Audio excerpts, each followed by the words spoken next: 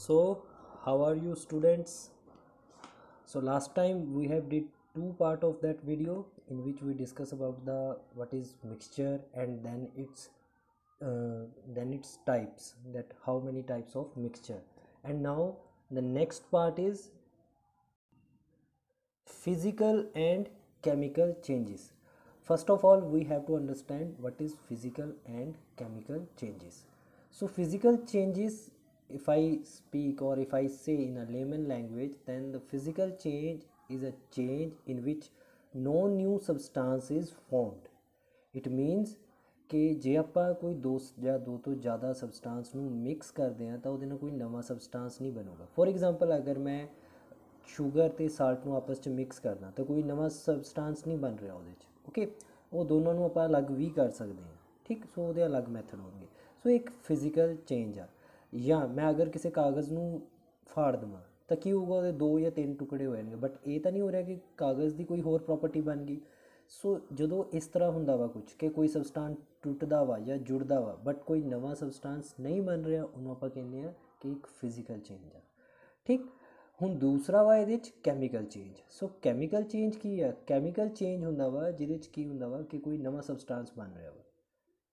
ਮਤਲਬ ਕੀ ਹੈ ਇਹਦਾ, ਕਿ ਅਗਰ ਮੈਂ ਕੋਈ ਦੋ ਚੀਜ਼ਾਂ ਨੂੰ ਆਪਸ 'ਚ ਮਿਕਸ ਕਰ ਰਿਹਾ ਤਾਂ ਉਹਦਾ ਇੱਕ ਨਵਾਂ ਸਬਸਟਾਂਸ ਬਣ ਰਿਹਾ। ਜਿਸ ਤਰ੍ਹਾਂ ਕਲੀ ਹੈ, ਓਕੇ, ਵਾਈਟ ਵਾਸ਼ ਜੋ ਘਰਾਂ 'ਚ ਕਰਦੇ ਹਾਂ, ਉਹਦੇ 'ਚ ਕੀ ਹੁੰਦਾ ਵਾ ਕਿ ਆਪਾਂ ਚੂਨਾ ਲੈ ਕੇ ਆਉਂਦੇ ਹਾਂ, ਕੈਲਸ਼ੀਅਮ ਚੂਨਾ ਕੀ ਹੁੰਦਾ ਐਕਚੁਅਲੀ 'ਚ? ਚੂਨਾ ਹੁੰਦਾ ਵਾ ਕੈਲਸ਼ੀਅਮ ਕਾਰਬੋਨੇਟ। ਸੋ ਜਦੋਂ ਉਹਨੂੰ ਆਪਾਂ ਵਾਟਰ 'ਚ ਪਾਉਂਦੇ ਹਾਂ ਤਾਂ ਉਹ ਕੀ ਬਣਾਉਂਦਾ ਵਾ? ਉਹ ਬਣਾਉਂਦਾ ਕੈਲਸ਼ੀਅਮ ਹਾਈਡਰੋਕਸਾਈਡ।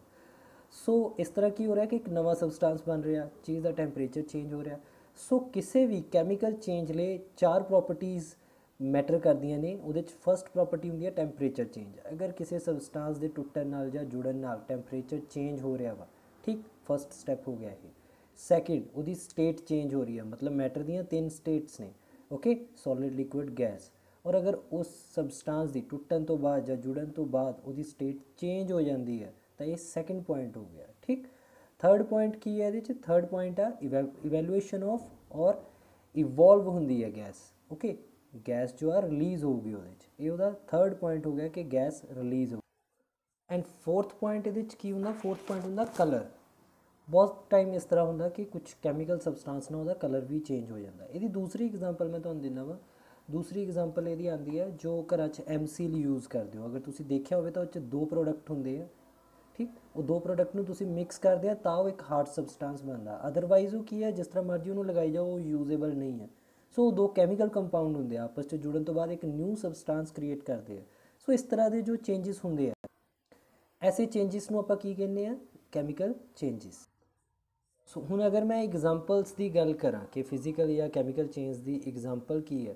ਸੋ ਫਿਜ਼ੀਕਲ ਚੇਂਜ ਦੀ ਐਗਜ਼ਾਮਪਲ ਕੁਝ ਵੀ ਹੋ ਸਕਦੀ ਹੈ, ਜਿਸ ਤਰ੍ਹਾਂ ਕਾਗਜ਼ ਨੂੰ ਫਾੜਨਾ, ਓਕੇ, ਵਾਟਰ ਦੇ ਵਿੱਚ ਸਾਲਟ ਮਿਕਸ ਕਰਨਾ। ਇਹ ਸਾਰੇ ਫਿਜ਼ੀਕਲ ਸਟੇਟਸ ਨੂੰ ਰਿਪਰੈਜ਼ੈਂਟ ਕਰਦੇ ਆ, ਓਕੇ। ਹੁਣ ਇੱਕ ਕੈਂਡਲ ਦਾ ਬਰਨਾ ਬਹੁਤ ਕਾਮਨ ਐਗਜ਼ਾਮਪਲ ਆ। ਹੁਣ ਇਹਦੇ 'ਚ 2 ਚੀਜ਼ਾਂ ਹੁੰਦੀਆਂ ਨੇ। ਜਦੋਂ ਕੈਂਡਲ ਕੋਈ ਵੀ ਬਰਨ ਕਰਦੀ ਹੈ, ਕੋਈ ਮੋਮਬੱਤੀ, ਤਾਂ ਉਹਦੇ 'ਚ ਫਿਜ਼ੀਕਲ ਐਂਡ ਕੈਮੀਕਲ ਚੇਂਜਸ ਦੋਨੋਂ ਹੁੰਦੇ ਆ। ਹੁਣ ਇਹ ਫਿਜ਼ੀਕਲ ਚੇਂਜ ਕੀ ਹੈ ਔਰ ਕੈਮੀਕਲ ਚੇਂਜ ਕੀ ਹੈ? ਕੈਮੀਕਲ ਚੇਂਜ ਇਹਦੇ 'ਚ ਕੀ ਹੈ ਕਿ ਜੋ ਉਹਦੇ ਅੰਦਰ ਜੋ ਧਾਗਾ ਲੱਗਿਆ ਹੋਇਆ, ਜੋ ਬੱਤੀ ਆ ਉਹਦੇ ਅੰਦਰ, ਮੋਮ ਦੇ ਵਿੱਚ, ਵੈਕਸ ਦੇ ਵਿੱਚ ਜੋ ਫਿੱਟ ਕੀਤੀ ਹੋਈ ਹੈ, ਉਹਦੇ 'ਚ ਇੱਕ ਕੈਮੀਕਲ ਚੇਂਜ ਆ ਰਿਹਾ ਕਿਉਂਕਿ ਉਹ ਆਕਸੀਜਨ ਨਾਲ ਬਰਨ ਹੋ ਰਹੀ ਹੈ।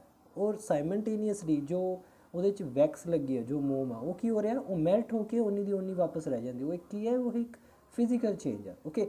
ਸੋ ਅਗਰ ਕਦੀ ਵੀ ਇਸ ਤਰ੍ਹਾਂ ਦਾ ਕੁਐਸਚਨ ਆਉਂਦਾ ਵਾ ਕਿ ਜੋ ਬਰਨਿੰਗ ਕੈਂਡਲ ਆ ਇਹ ਕਿਸ ਤਰ੍ਹਾਂ ਦਾ ਚੇਂਜ ਰਿਪਰੈਜ਼ੈਂਟ ਕਰਦੀ ਹੈ, then it shows both changes, physical and chemical changes.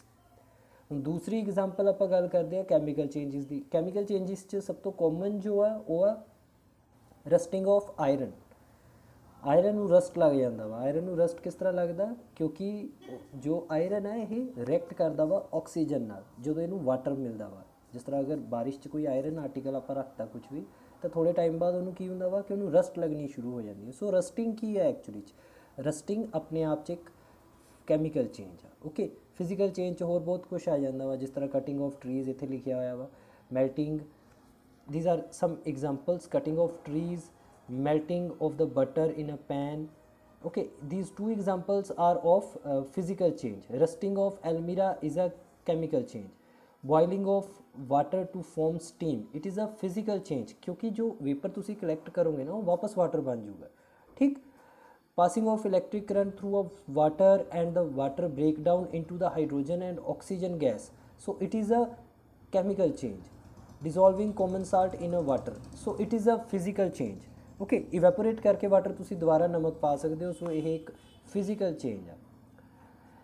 making a fruit salad with the raw fruit, it is a physical change again। the burning of paper and wood, ਹੁਣ ਜਦੋਂ ਚੀਜ਼ ਦਾ burn ਹੋਣਾ ਵਾ ਇਹ ਇੱਕ chemical change ਆ। Okay, ਕਿਉਂਕਿ ਇਹ 'ਚ ਰਿਐਕਸ਼ਨ ਹੋ ਰਹੀ ਆ ਆਕਸੀਜਨ ਦੇ ਨਾਲ। So these are some examples of physical and chemical changes.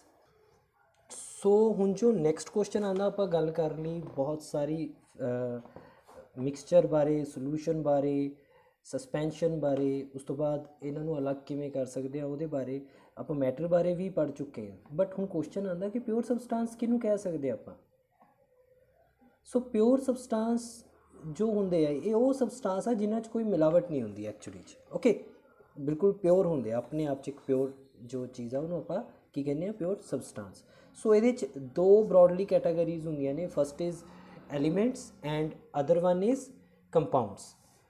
Elements ਕੀ ਹੁੰਦੀ ਹੈ, ਐਲੀਮੈਂਟ ਸਬਸਟੈਂਸ ਦੀ ਉਹ ਸਭ ਤੋਂ ਪਿਓਰ ਫੋਰਮ ਆ ਜਿਹਦੇ 'ਚ ਕੁਝ ਵੀ ਹੋਰ ਐਡ ਨਹੀਂ ਹੁੰਦਾ। ਓਕੇ, ਬੇਸਿਕਲੀ ਇਹ ਆਪਣੇ ਆਪ 'ਚ ਪੂਰਾ ਕੰਪਲੀਟ ਹੁੰਦਾ। ਜਿਸ ਤਰ੍ਹਾਂ ਮੈਂ ਕਹਿ ਦੇਵਾਂ ਆਇਰਨ, ਆਇਰਨ ਇੱਕ ਐਲੀਮੈਂਟ ਆ। ਓਕੇ, ਆਕਸੀਜਨ ਇੱਕ ਐਲੀਮੈਂਟ ਆ, ਇਹਨਾਂ ਵਿੱਚ ਹੋਰ ਕੁਝ ਐਡ ਨਹੀਂ ਹੋਊਗਾ। ਅਗਰ ਤੁਸੀਂ ਆਇਰਨ ਦੇ ਛੋਟੇ ਛੋਟੇ ਪੀਸਿਸ ਵੀ ਕਰੋਗੇ, ਮਾਈਕਰੋਸਕੋਪਿਕ ਲੈਵਲ 'ਤੇ ਵੀ ਦੇਖੋਗੇ ਤਾਂ ਤੁਹਾਨੂੰ ਆਇਰਨ 'ਚ ਸਿਰਫ ਔਰ ਸਿਰਫ ਆਇਰਨ ਮਿਲੂਗਾ, ਹੋਰ ਕੁਝ ਨਹੀਂ ਮਿਲੂਗਾ। ਸੋ ਦੀਜ਼ ਆਰ ਐਲੀਮੈਂਟਸ ਜੋ ਬਿਲਕੁਲ ਹੀ ਪਿਓਰੈਸਟ ਫੋਰਮ ਹੋ ਗਈ ਸਬਸਟੈਂਸ ਦੀ। ਸੈਕਿੰਡ ਆਉਂਦਾ ਇਹਦੇ 'ਚ ਕੰਪਾਊਂਡ। ਹੁਣ ਕੰਪਾਊਂਡ ਕੀ ਹੁੰਦਾ ਵਾ, ਕੰਪਾਊਂਡ ਹੁੰਦੇ ਆ ਕਿ ਜਦੋਂ ਦੋ ਜਾਂ ਦੋ ਤੋਂ ਜ਼ਿਆਦਾ ਐਲੀਮੈਂਟਸ ਨੂੰ ਆਪਾਂ ਕੰਬਾਈਨ ਕਰਦੇ ਹਾਂ ਤਾਂ ਜੋ ਆਪਣੇ ਕੋਲ ਰਿਜ਼ਲਟ ਆਉਂਦਾ ਵਾ ਉਹਨੂੰ ਆਪਾਂ ਕੀ ਕਹਿੰਦੇ ਆ, ਉਹਨੂੰ ਆਪਾਂ ਕਹਿੰਦੇ ਆ ਕੰਪਾਊਂਡਸ। ਓਕੇ, ਸੋ ਇਹ ਦੋਨੋਂ ਪਿਓਰ ਫੋਰਮ ਨੇ ਸਬਸਟੈਂਸ ਦੀਆਂ। ਐਲੀਮੈਂਟ ਬਾਰੇ ਥੋੜ੍ਹੀ ਜਿਹੀ ਹੋਰ ਨੌਲੇਜ, ਥੋੜ੍ਹੀ ਜਿਹੀ ਹੋਰ ਇਨਫੋਰਮੇਸ਼ਨ। ਸੋ ਐਲੀਮੈਂਟਸ 'ਚ ਕੀ ਹੁੰਦਾ, ਅਗਰ ਆਪਾਂ ਪੀਰੀਓਡਿਕ ਟੇਬਲ ਦੇਖੀਏ, ਹੁਣ ਪੀਰੀਓਡਿਕ ਟੇਬਲ ਕੀ ਹੈ, ਪੀਰੀਓਡਿਕ ਟੇਬਲ ਉਹ ਟੇਬਲ ਆ ਜਿਹਦੇ 'ਚ ਕੀ ਹੈ ਕਿ ਆਪਣੇ ਪੂਰੇ ਅਰਥ ਉੱਤੇ ਜਾਂ ਹੁਣ ਤੱਕ ਜਿੰਨੇ ਆਪਾਂ ਐਲੀਮੈਂਟ ਡਿਸਕਵਰ ਕੀਤੇ ਆ ਉਹ ਸਾਰਿਆਂ ਨੂੰ ਆਪਾਂ ਗਰੁੱਪ ਬਣਾ ਕੇ ਰੱਖੇ ਹੋਏ ਆ according to their atomic number. ਠੀਕ, ਇਹਦੇ ਉੱਤੇ ਆਪਾਂ ਫਰਦਰ ਅਟੋਮਿਕ ਨੰਬਰ ਵਗੈਰਾ ਬਾਰੇ ਆਪਾਂ ਫਰਦਰ ਅੱਗੇ ਪੜ੍ਹਾਂਗੇ ਇਹਦੇ 'ਚ ਕਿ ਕੀ ਹੁੰਦੇ ਆ। ਬਟ ਫਿਲਹਾਲ ਨੇ ਕਿ ਇਹਦੇ 'ਚ ਹੁਣ ਕੀ ਹੈ ਕਿ ਇਹ 'ਚ ਦੋ ਤਰ੍ਹਾਂ ਦੀ ਬਰੋਡਲੀ ਕੈਟਾਗਰੀ ਹੁੰਦੀ ਹੈ ਆਪਣੇ ਕੋਲ ਐਲੀਮੈਂਟਸ ਦੀ। ਇੱਕ ਹੁੰਦੇ ਆ ਮੈਟਲਸ, ਇੱਕ ਹੁੰਦੇ ਨੋਨ ਮੈਟਲਸ।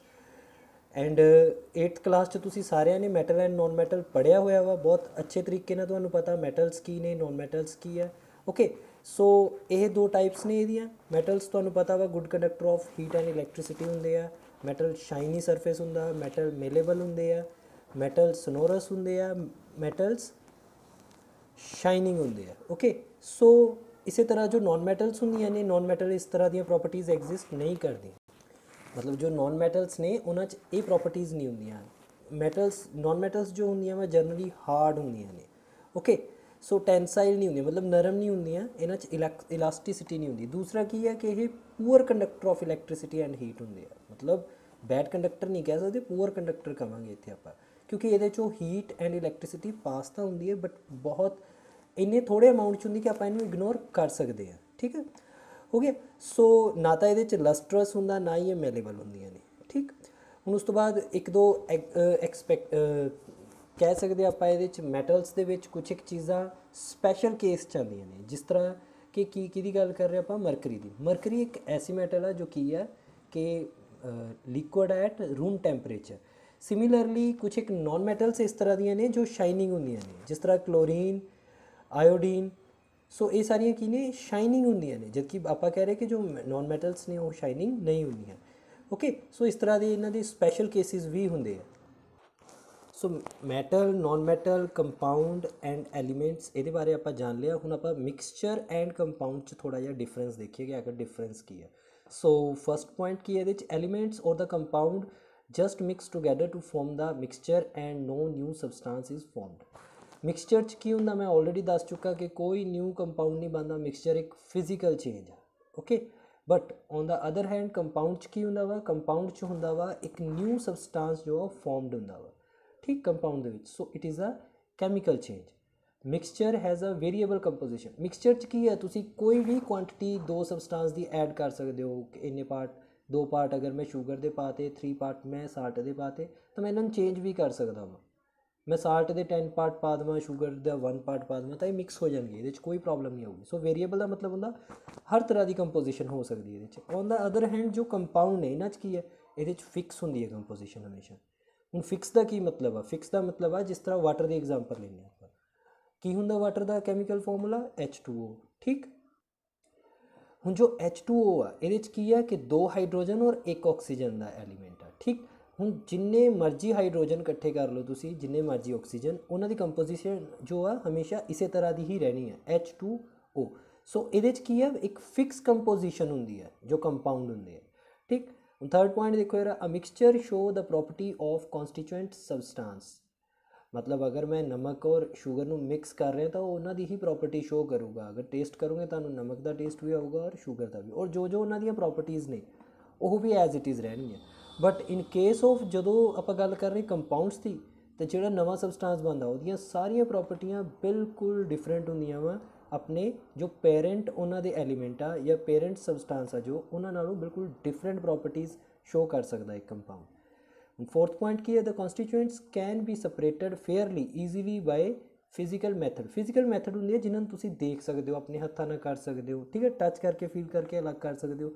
सो इनू आप कहने कि फिजिकल। हुण अगर कोई फिजिकल मिक्सचर बन रहा कोई, तो आप फिजिकली अलग कर सकते हैं। कोई भी दो चीज़ों अगर मैं मिक्स कर दूँ, फॉर एग्जाम्पल मैं रेत और शूगर में मिक्स कर दूँ, तो तुहाडे बहुत ईजी है उन्होंने अलग करना। फिल्टर कर सकते हो, छाननी नाल अलग कर सकते हो, ठीक है। सो इन्हों ईजी है फिजिकल मैथड नाल अलग करना। ऑन द अदर हैंड जो कॉन्स्टिट्यूएंट होंगे आ कंपाउंड के, उन्होंने अलग आप नॉर्मली नहीं कर सकते, वो आपको कोई ना कोई कैमिकल या इलैक्ट्रोकैमिकल रिएक्शंस करानियां पैंदियां। हुण इलैक्ट्रोकैमिकल की होंदा, इलैक्ट्रोकैमिकल आप इलैक्ट्रिसिटी की हैल्प नाल जो कंपाउंड आ उन्होंने तोड़ के अलग अलग एलीमेंट बना सकते हैं, या होर कोई कैमिकल इक्वेशन या कैमिकल रिएक्शन करके उन्होंने अलग कर सकते हैं। Okay, so that's it for mixture and compound. Okay, that is very important question. एक बार इस फ्लो चार्ट में देख लो, जो इस पूरे चैप्टर की एक तरह की समरी है। तुम देख सकते हो मैटर 3 स्टेट होंदा वा, सॉलिड लिक्विड गैस। हुण उहदे की है कि 2 पार्ट ने, प्योर सबसटांस ने और एक पासे मिक्सचर आ। मिक्सचर किन्ने तरह के होंगे? मिक्सचर होंगे होमोजीनियस एंड हिट्रोजीनियस। होमोजीनियस तुहानूं पता वा जिहदे च इक्को जे होण सबसटांस, एंड हिट्रोजीनियस की है कि जिहदे च कंपोजिशन जो आ वो इक्को जी ना होवे, एकसार ना होवे, ठीक, दो अलग अलग बहुत ज़्यादा अलग अलग प्रॉपर्टीज़ वाले होण। दूसरे पासे प्योर सबसटांस 2 तरह के होंगे, एलीमेंट एंड कंपाउंड। उन्हें सारा कुछ आप डिस्कस कर चुके हैं इस चैप्टर। ओके, सो इत्थे तुहाडा ये जो चैप्टर है खत्म होंदा वा, ठीक। सो मेरा चैप्टर सुनने लिए, इनू समझने लिए थैंक यू वेरी मच।